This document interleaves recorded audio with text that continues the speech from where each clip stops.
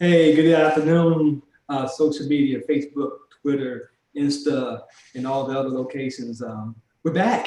I know we were just on a few minutes ago doing something with Apostle Randy Graddick, but we're back tonight with the ladies. Right now, I have my lovely wife Trinice on, and the other ladies will join later on.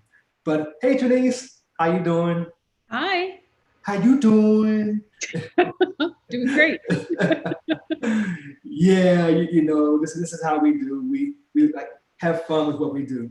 It's been a while since we've been on with the ladies, and the last time we were on, it was a quite the impactful conversation. We left kind of some things unchecked, undone, and we wanted to come back and kind of continue that conversation this evening.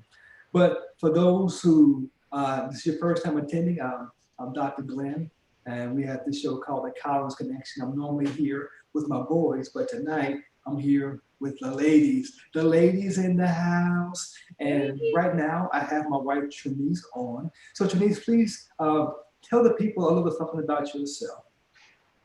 Sure. So, as my husband said, so my name is Trinice Collins. I work in corporate America. I've been really primarily in corporate America most of my adult work in life. I am also a published author, so I love to write, and I love to get the written word out to the masses as well. Um, I also started a publishing company so I could do that and encourage others to do the same as well. I love the fact that my husband has me on here on this platform. So I'm very appreciative of that to reach you guys and really look forward to really what's to come in this series. Yeah, they say happy wife, happy life. But anyone that knows me, I say happy spouse, happy house. Yes. But at the end of the day, it's all in love, it's all in gist. And for the last several times we got together, we were talking about some of the things that were happening within the constructs of the US and even the globe. We started a lot of these conversations centered around the George Floyd time frame. And from there, it kind of sprung off to, okay, we get that part, but what about the Black women in this country? Breonna Taylor, did you guys forget her? And I was like, no, we didn't forget her, but let's reattack and let's look at things from a different perspective. So part of what we do and what I do is definitely geared towards a Black father and son's perspective. However, we are not opposed to taking a step back and bringing our sisters on board to say, you know what, although this was the initial intent of what we do, let's look at the whole person perspective. And by doing that, it makes things a little more spicier, if you will, because now you don't just get one side of the equation, but you get both sides of the equation. And tonight, um, I kind of want to ask this question.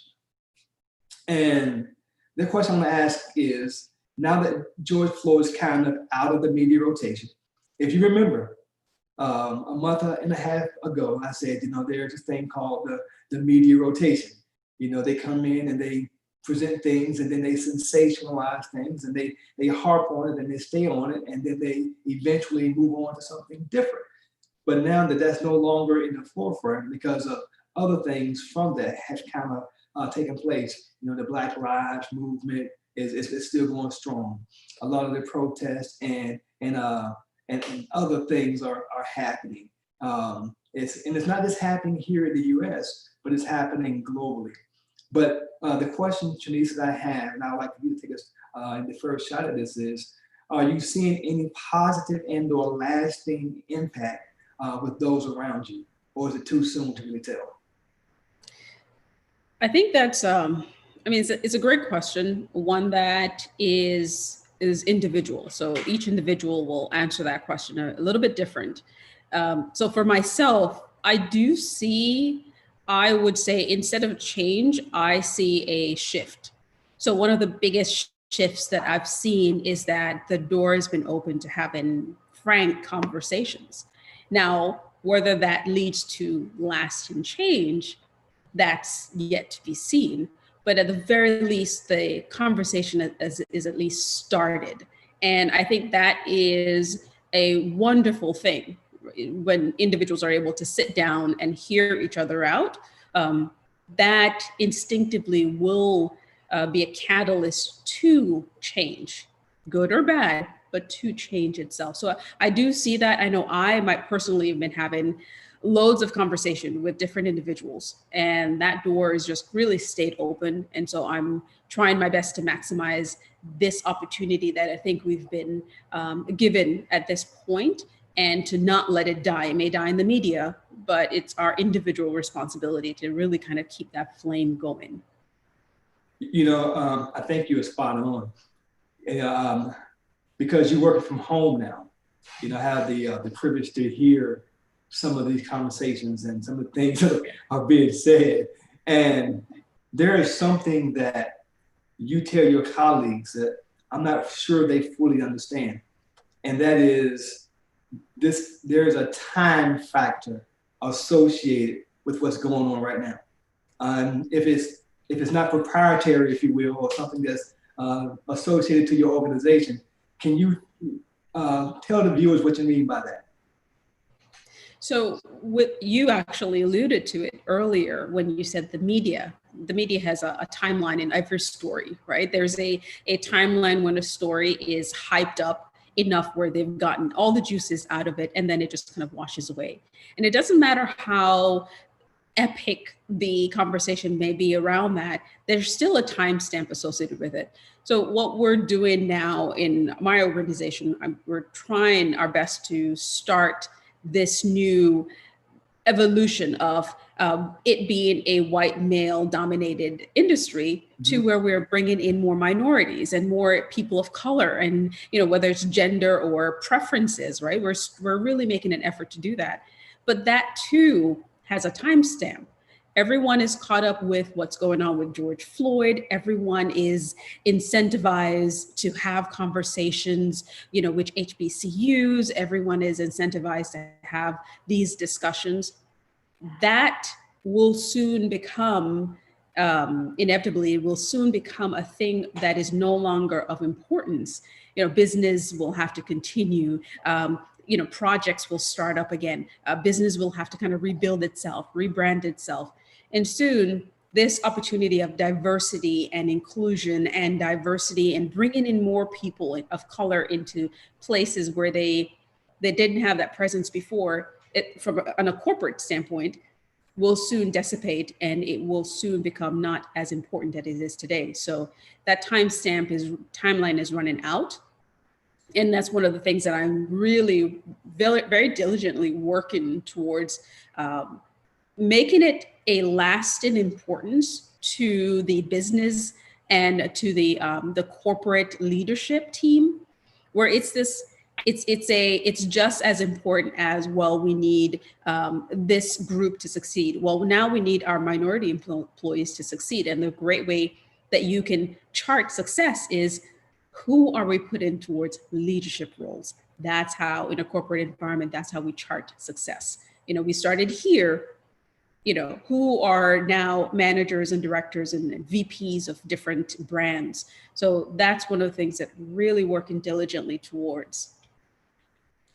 And that's one of those things that I think it's not enough people that are understanding the fact that this is time sensitive. People are thinking that this is going to go on forever and ever and ever and ever. But the fact of the matter is, it's not. Because even now, I think people are being lulled to sleep in some regards, to think that things are not going to go back to the way they were. I'm not naive to say that it's going to be exactly the same, but it will be a new normal involved. I think some organizations will take the ball and run with it, but then there will be some that will take the ball and they'll run until they don't need to run anymore. And there'll be some that will just say, you know what, I'm taking my ball and I'm running, I'm going home. They're going to close up shop, or they're going to turn their organizations into a private organization where they don't have to deal with a lot of the things that we're talking about.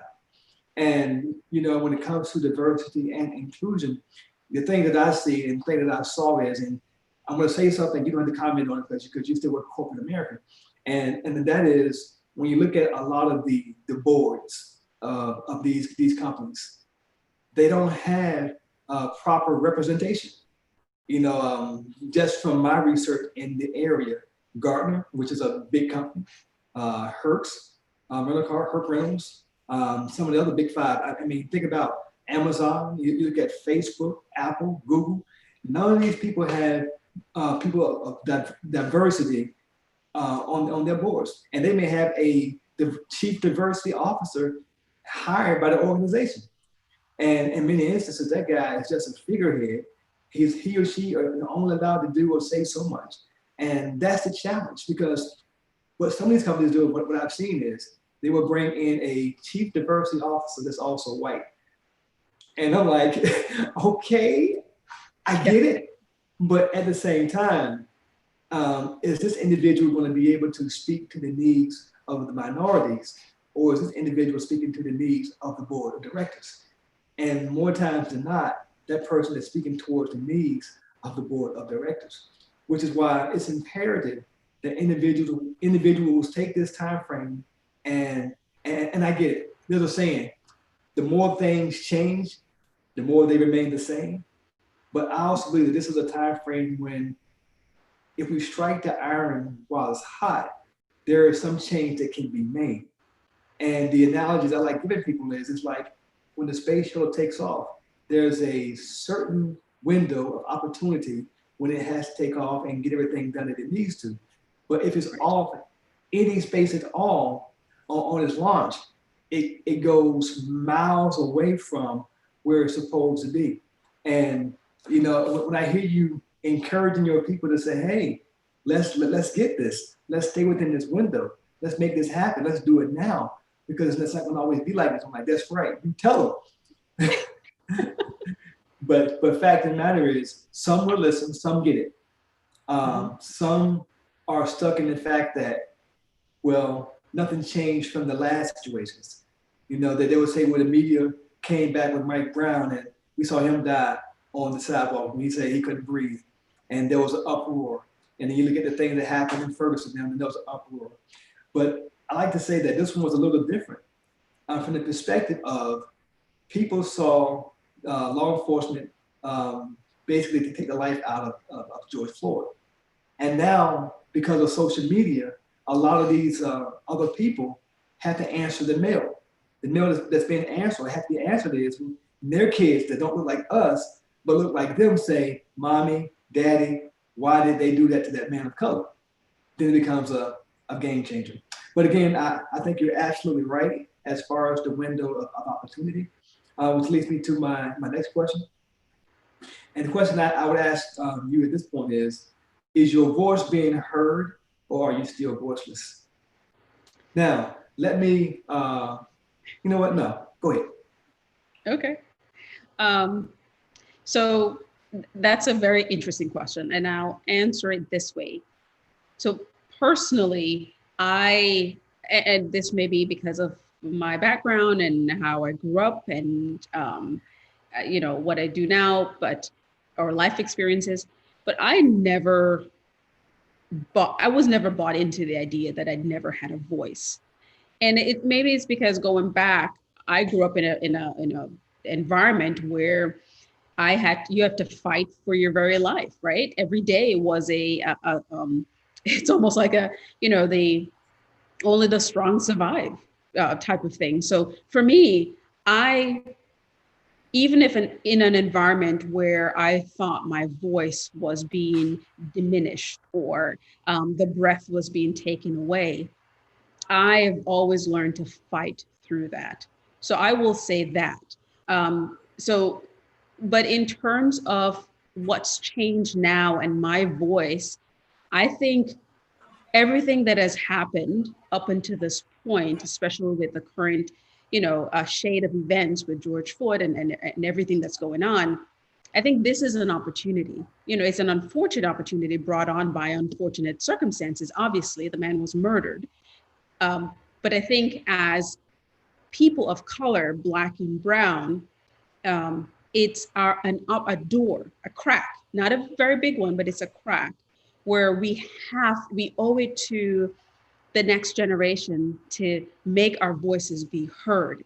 And whether we feel like we're being stifled or shut down, or we have fought through so much that this is not the worst. I mean, that's just the reality, right? So even when we think that, oh, well, you know what, tomorrow this will change, they will see us the same way, you know what?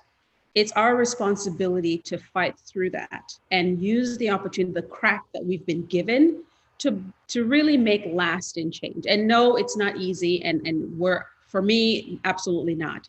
And I fight and struggle every day with the temptation of falling right back into my security blanket of saying, well, you know what?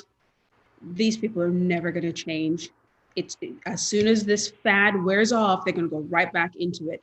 But it's our responsibility to fight through that. So I think personally, I've always fought through to make sure that my voice is always heard or at least expressed.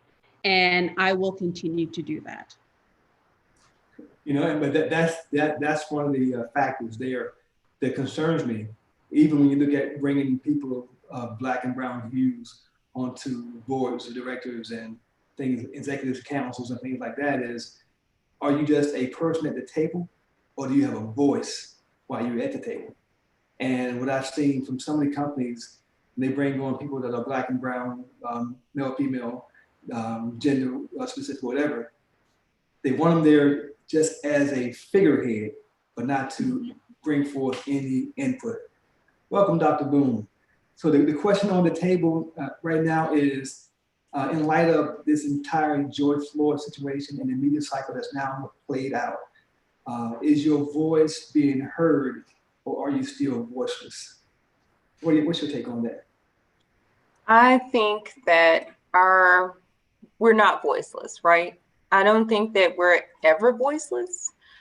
I think that there are many moments where we feel like our voices are very small and that our voices are not amplified whatsoever. But I think that currently this is an opportunity for our voices to be amplified completely. And I think that listening ears are on, even if they're a bit artificial for some people.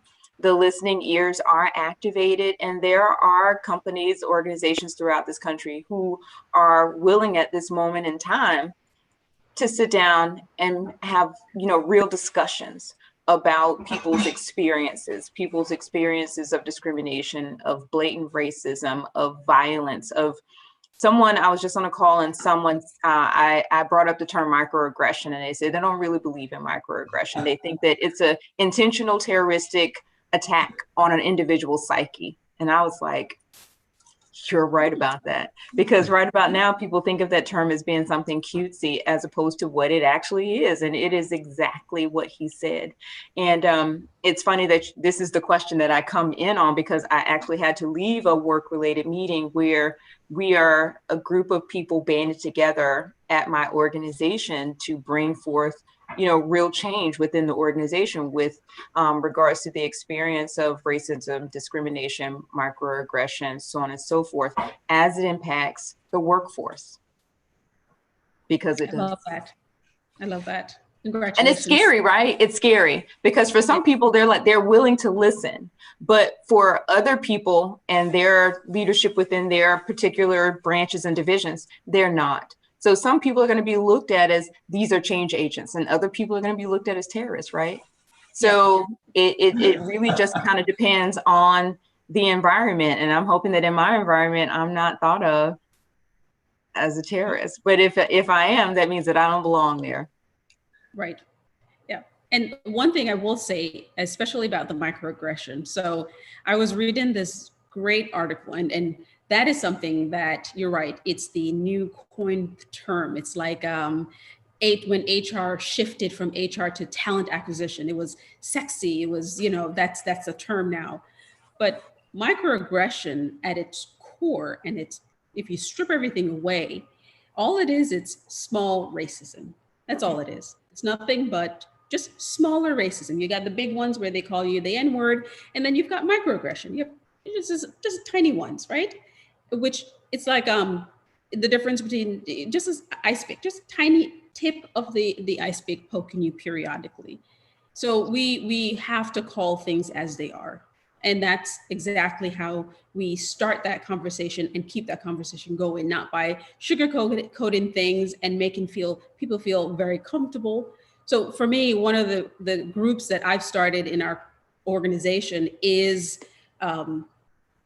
Let's Talk. And that is specifically geared towards actually having this lasting conversation, but not stopping there. Building policies and systems and resource groups that will transcend just the let's talk, where it's being budgeted and funded and it's being measured, and there are goals assigned to it, and it's very visible within For metrics, there are benchmarks, there's sustainability Absolutely. built into that.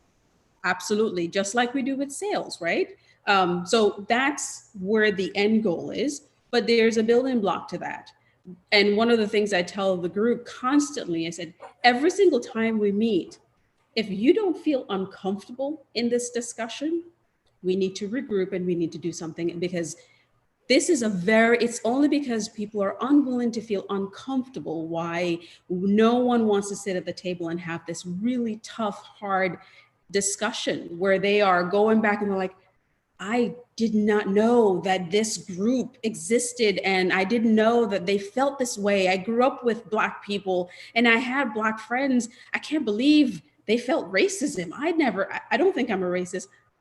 It's having those eyes open and that wool taken off and say, hey, these are some of the things that we need to have the discussion. And now that we're having this beautiful discussion, it can lead to change. It just doesn't stop there. That's only the beginning.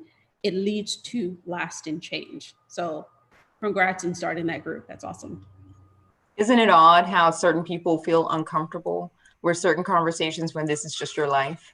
Yep. Yeah. And you're expected to deal and to conform and to accept. Yes. Yes. Yeah, that is fascinating, isn't it? It's like, well, we've been dealing with this for a long time.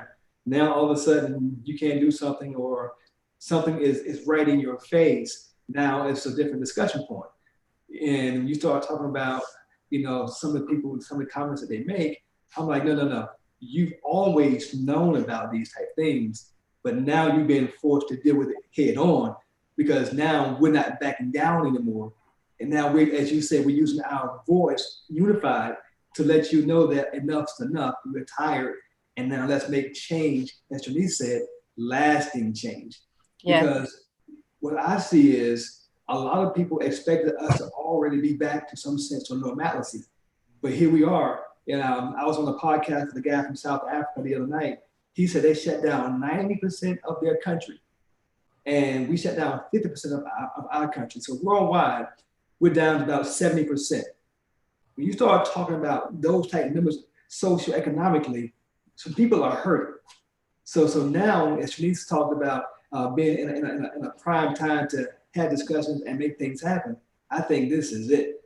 And what's happening is forcing people to now say, you know what? You're struggling, I'm struggling. I know how to struggle because I've struggled before. It's your first time struggling. So if you want to get out of this struggle, let's have this conversation. But taking part of Trinice's conversation with her group, because I listen in on her discussions too, the thing that we have to be careful of is that we don't get tired and we don't get discouraged and we don't lose hope and heart in what we want to do. Because sometimes that lasting change that we want takes time.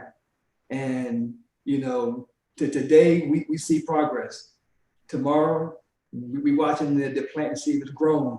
And when you do that, you don't see very much progress because that plant grows when it wants to grow. And the reason why I asked a question about voicelessness is because I was on a podcast with on race and reconciliation, and there was a sister from California that was on, and part of her comment was she felt like she didn't have a voice prior to George Floyd. And And I wanted to kind of circle the wagon to say that now that the situation has happened and we're some time into the game, if we're seeing that lasting impact, or is it too soon? Now that I have Erica on, I want to go back and ask a question or a follow-up question. There was a viewer who was on our last podcast, and they asked a question. The follow-up question was, let me frame it. It was framed around the protection of Black women. So I asked the question, what does that look like? What does it mean? The person's question was, what exactly do you mean by the protection of Black women? Now, before you jump in there, Erica, because I see you ready to jump on this question, I was talking with your niece about Megan Thee Stallion that was shot by her boyfriend, leaving a party. Look at your face. That's something that your niece said. Yeah, a couple weeks ago, leaving a party, she was shot in the foot or leg, something like that, a couple times. You go back further with Chris Brown and Rihanna. I told you, take it way back, Ike and Tina. Yeah. and if you want to be real, even within some of our families, there's been some cases of lack of protection or of women of color. So I'm gonna let you two ladies run with this question, and I'm the peanut gallery. So, Erica, you want to tackle it first? I think I'm still pulling together my thoughts. I was driving back with my mom. My mom's in the kitchen over there, so if y'all hear the microwave going off, it's my mom. Family. Mom Glenn said hi. She said, hey. So on the way back, we were listening to this podcast called Therapy for Black Girls. And part of the podcast, she was talking about intimate relationships, right? So there's protection on many different levels, but she was talking about intimacy and personal relationships. Or she was talking about personal relationships, and really it boiled down to a sense of intimacy, right? A person feels seen, they feel heard, they feel important to another individual. So much so that if you have somebody at work who's making you mad, they're not going down to your job getting you fired necessarily, right? But there's that sense of when there is something going on, that person feels just as invested as what you do, and they want to listen to what your issues or your problems are. And they just want to be there for you to lean on, be that soft place to land. And a lot of people don't have that soft place to land, even within relationships, because it doesn't feel safe.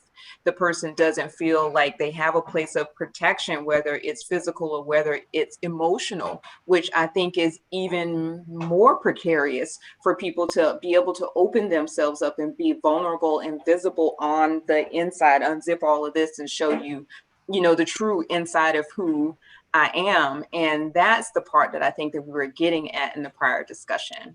What do you think, Shanice? I absolutely agree with that. One thing that I will add to that too is, and it relates to women of color and how they're treated and whether or not they're protected or not, right? So for any woman, regardless of your skin tone, simple things to us are very important, right? Glenn and I have this discussion all the time. I've had something around this with the boys, but simple things as, especially women of color, we're not complimented. We're not told by, a lot of people that we're beautiful. We don't feel it's easy for a woman of color to feel that she's not delicate and elegant and, soft and flurry and, the tingles, whatever you want to describe it, but simple things like that, right? So obviously, I grew up in a household where physical protection was needed. So my mother went through different relationships, and there were, internal violence. I mean, we saw her being beaten at a very young age. So physical protection was needed. It was never offered by no adults. No one came to her aid. And it sounds so tragic, and absolutely is, but it happens every day. woman of color, and this is the topic we're talking about. Yes, there are white women and European women that are being abused and physically every day. We're not talking about them right now. We're talking about women of color. So because of that, Yeah, get your own show. that's right, get your own. Maybe not go there. But back to the minority women, no one consistently comes to our aid, right? They were seen as, well, you're brutalized, you'll be fine because you can take on the world and you can hold it on your shoulders and you can carry on, right? In no time, she'll be back on her feet. Yes, but there is lasting damage that's been done and it builds up over time and it climaxes like everything else. And so, yes, now you see her and she is a little bit harder and she, certain things don't appear to bother as much, but it's because of layers of coats that she's had to wear as armor. When you look on any, newsstand or if you go to a post office or wherever it's posted and you see little Black women and girls poster missing, and you see the timeline of how long they've been missing, I would ask everyone, evaluate how you feel at that point. Do you feel a little broken, or has it become norm to see that and secretly be okay with it? And I know it sounds harsh and hard, but over time, Black women, women of color, were not placed in that delicate place, that protective, or some men don't rise to the occasion to protect us. As say blonde hair, blue eye, you see there and you're like, oh my gosh, I wonder if she's doing okay. I wonder if they found her. My word, what her parents might be going through. We don't go there, right, in our minds, because Black girls, Black women, we will be fine. They'll recover just like that. So I think that obviously that question is it can take the entire night. But one thing I will say is I would encourage, our men, regardless of the color of your skin, if you're with a woman of color, you're our men. I would encourage you to do simple things, compliment more. Chivalry is not dead only because you want it to be. I have 3 boys and my husband has always shown them and demonstrated, open up my door, close my door, make sure that I'm okay. If I'm with my husband and my 3 boys, I'm matter of fact, any of my boys, Jay, Aaron, Corey, any of my boys, and I want to go down the street, you best believe someone is going with me. If I insist, because guess what? I'm grown and I don't need you, they ignore all of that. They're like, I'm going with mom. Someone needs to go with mom. They make it, someone has to go with me, right? And inside I feel a little bit shivered. I'm like, oh my gosh, yes, of course, yeah. But it's important that our men feel that sense of tingle for us, where they want to rise to the occasion and they want to protect us and they want to, reverence us. We take the world on our shoulders, whether we're in corporate America or whatever settings that we're in, and we get beat up constantly. That small racism attacks us for everything, our hair, our thick lips, what are the color of our skin, the fact that we're a woman. We are attacked on a that is the consistency that we face on a daily basis. So even if, I would encourage you men, young and old, do small things. I'm not asking you to, if on a rainy day and a puddle is in front of you, take your jacket off and throw it down. That would be awesome, but I'm not asking that. All we're asking is recognize that we are targeted on a daily basis and don't do the same. That's it. I think that you brought up a very important point. Well, you brought up a lot of different points, Trinice. But one of them where you talked about the lacquer, the shellac, the different coats of paint. that many women feel as if they have to wear, their coat of armor before they leave the home, because you feel as if you are assaulted continuously. You talked about that poke of the you talk about a poke every now and then that you feel, but I kind of think about it in this way. It's like, if you get a paper cut, one paper cut, you're okay. Oh, you got to watch out. But if you're constantly getting paper cuts all day long, you start to feel some kind of way about paper, right? So there's a difference there. And I think with regards to Blacks and Black women in general, since we're talking about Black women, we're always over sexualized. We're always, I think that we're under this superhuman, subhuman paradox, right? So just like Black males, Black women get that same thing. So that we're always described with this outwardly exuberant this, that, and the other. We're always okay. We're sassy, although we can carry the weight, of the world on our shoulders. That's why in movies, we're always the best friend that helps everybody solve all their problems. In the meantime, they never show anything about us whatsoever, because we kind of don't have problems, right? Or, so it's like that superhuman, subhuman complex where we can take more pain, we can take more abuse, we can take more this and that or the other. But it really kind of starts to wear on you over time. So when people look at you and say, oh, well, you're really hard, you're really tough. No, I'm not trying to be hard. I'm not trying to be tough. I don't want to carry around a sword and a shield all the time, right? But over time, sometimes you have to learn that you have to take care of yourself out there in that world. So really what that is layers of assaults. It's kind of like that scab, right? If you keep re-injuring that scab, or if you keep reactivating that scab, it gets thicker and thicker and harder. But what you don't see underneath there is that healing that's trying to take place, right?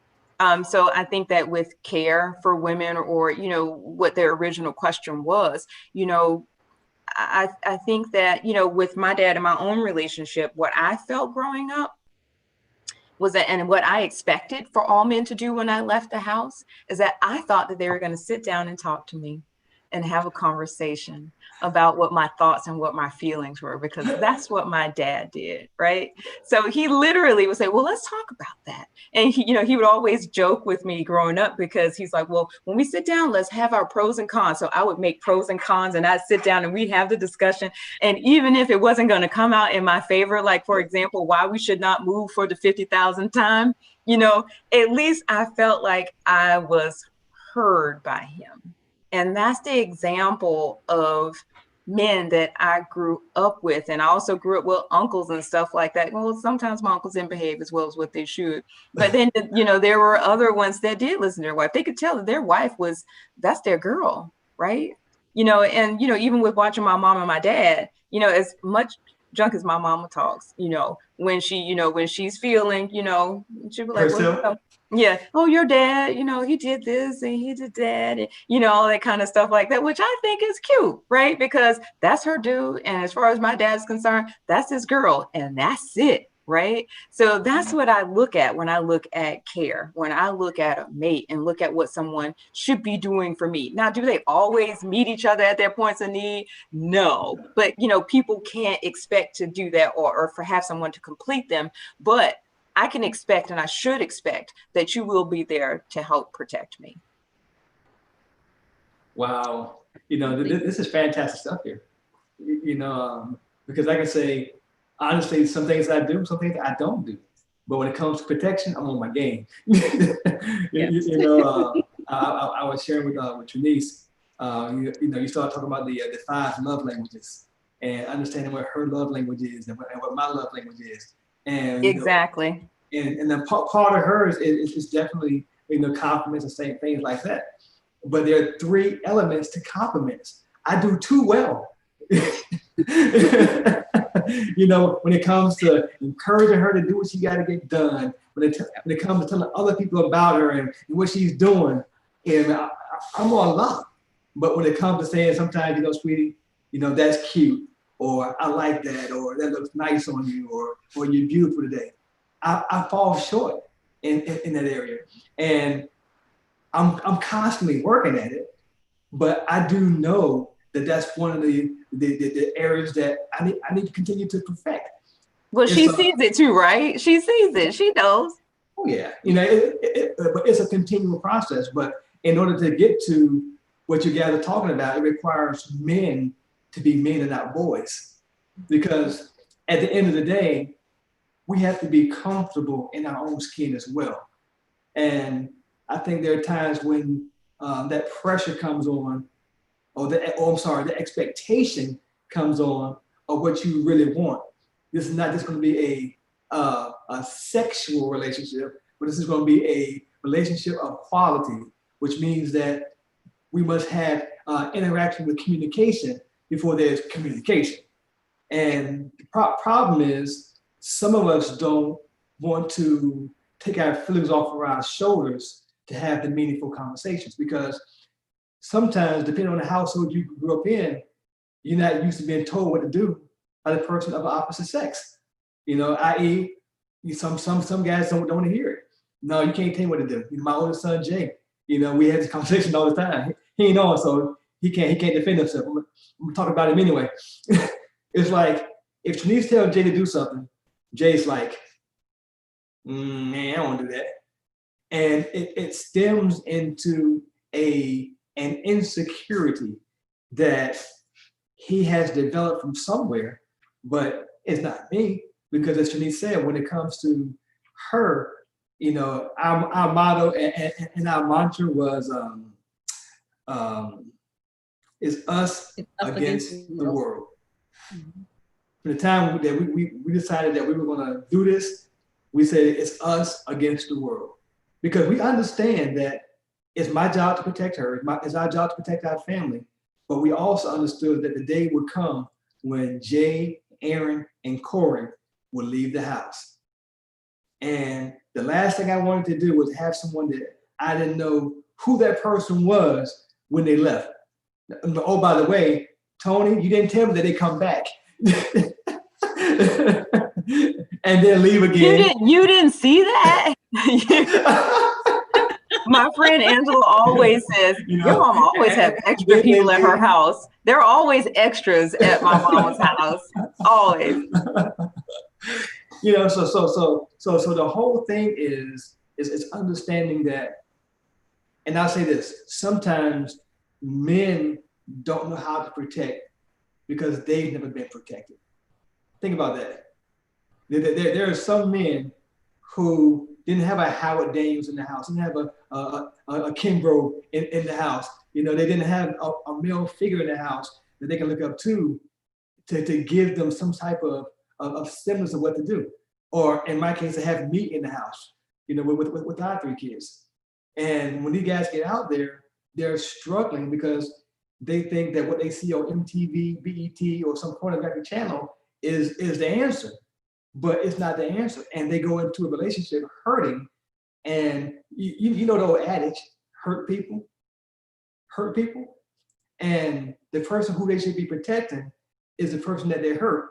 And in fact, taking a step further, I was reading something that it talked about a lot of this is systemic from slavery, because the man could protect the wife, or the wife would get upset with the man for not protecting her. And it led to all types of insecurities and challenges that have gone on through time. So now here we are some odd years later, and we've still not figured out how to do our part. And the bigger thing is, I have friends that ask the question, what do they mean by protection of women?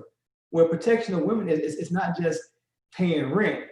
Protection of women is not just paying the mortgage or giving them hair money or nail and petty money. It's a lot more in depth than that. I was looking at one of Patricia's comments, she was saying, yes, just talk to me. And there are times when in intimacy, it's not about being into someone, but it's about being into that person. It's about having that relationship and having that conversation with them where they know that they can share the most intimate aspects of who they are and where they were, and they know that you got their back. And I think what you guys are saying in a nutshell is it's about someone having your back despite how things are at any given moment. Correct me if I'm wrong. Yeah, absolutely.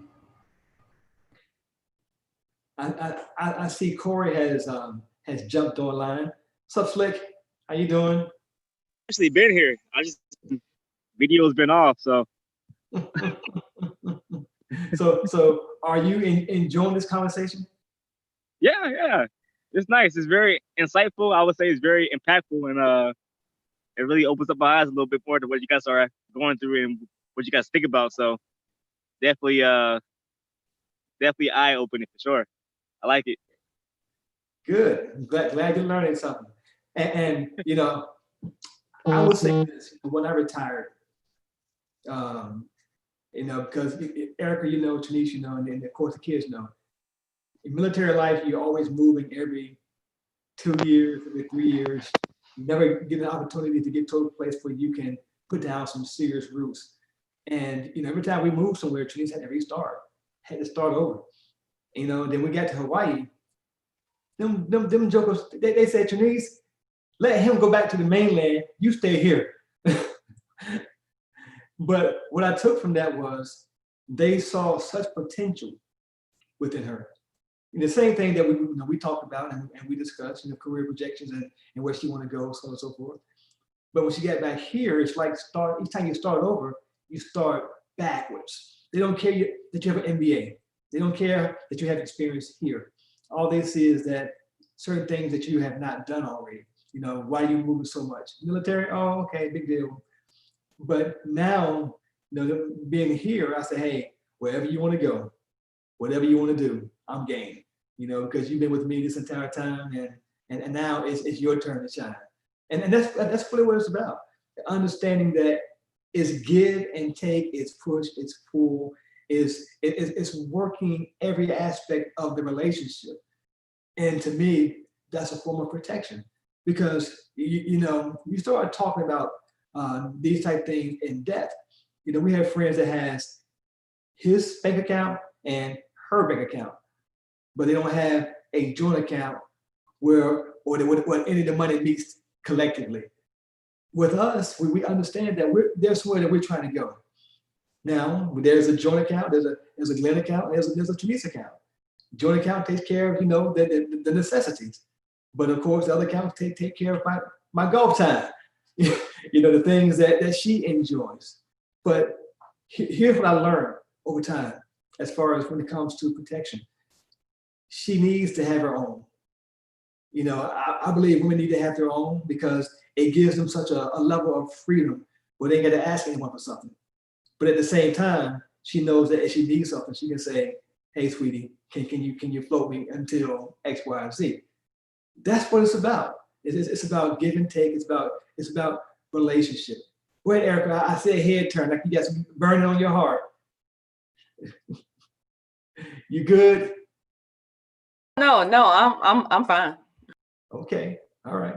Well, hey, I don't have any more questions for tonight. I kind of just wanted to just come back with those 4 questions that we had, and I kind of wanted to just wrap it up on that particular note.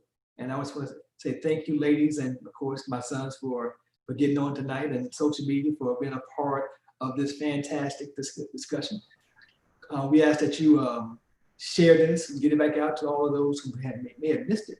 Because here's the thing, sometimes we have these discussions and not until you go back and listen to it again, do you realize that something was said that you really needed to hear, you know, when you're not distracted, when things are not going on around you.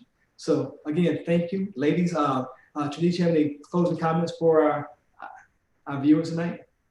The only thing I would say is, you know, I would encourage everyone or anyone that's watching to, we all want to see change. If you're a person of color, for any length of time, you see what's going on. Your lens is going to be completely different than your white colleagues or someone who's not of color. You have a lens. Now, whether we want it or not, the fact is we look through a specific lens. As individuals look at us, they look through a certain lens as well. I would encourage everyone to open up your eyes, and if you want to see change through your lens, you know, you have to also be a part of that change. Don't wait for someone to come along to implement the change or to be the catalyst for the change that you want to see. If you see something that's going on, you're already a part of the discussion, even if you keep silent. So I would encourage everyone to be the change that you want to see. At the very least, actively participate in that evolution of change that we all want to see in this world. Erica? I think that's a great way to end. I think that if I was going to add to that, is just that, yeah, I think Oprah said this and other people, I'm sure, but in the final analysis, everyone wants to feel like they matter. Like they matter in a scenario, that they matter in the workplace, that they matter in your home, that this person matters in the school, they matter in any kind of space. And I think that that's where we need to start when we're trying to be in relation with other people, whether it's at work, whether it's at home, whether it's personal, whether it's friendships or whatever. I think we kind of need to start from there. So if we think, from that kind of lens, that we're looking at these people as if they matter. We want to treat them as if they matter. I think that a lot of other things will really fall into line. And I think that in order for us to really be able to do that, we need to start thinking big thoughts about ourselves, right? Not being selfish, but being authentic people, being authentic in our spaces, being authentic and intentional in our actions, for ourselves and for other people. And I think that when we get a better sense of ourselves and we're more comfortable with engaging with ourselves and, what are our basic things that are important for us? What are our basic ideals? I think that then we'll be much more comfortable with engaging with other people, with treating people, with equity, with respect, with love, with trust, and with protection. Amen. Social media, in closing, I would say this, these segments with these ladies have been nothing short of phenomenal. Thank you, Trinice, Erica, my boys, Patricia was on at one point. Thank you, Pat. And also Katie Cade. Thank you, ladies, for being a part of this. But as we close this series out, I would like to say there's over 64,000 missing Black women in America that no one has seemed to care about. There are only 4% of Black women or Black minorities, period, in C-suites. Behind white males, white females, and Black males and Black females on the pay scale. Although we're in this discussion tonight, there is so much more work that needs to happen behind the scenes so that we all can get to a place of true equality. Although this is a time when people are talking about diversity and inclusion, we don't want it to stop here. We want it to keep going. We want it to move forward. We want their lives to be better. Their lives being the ladies that's been a part of this panel, every other lady out there. Because at the end of the day, each lady is someone's daughter, niece, cousin, whatever the case may be, someone's relative. We don't want to subjugate anyone to something that we wouldn't want to happen to ourselves. But as we move forward and prepare the next generation to take its place, let's make sure that we don't have them starting behind the power curve, but have them starting on board so that life will be a lot easier for them. Again, thank you guys so much for coming on tonight. We appreciate you and look forward to seeing you next time.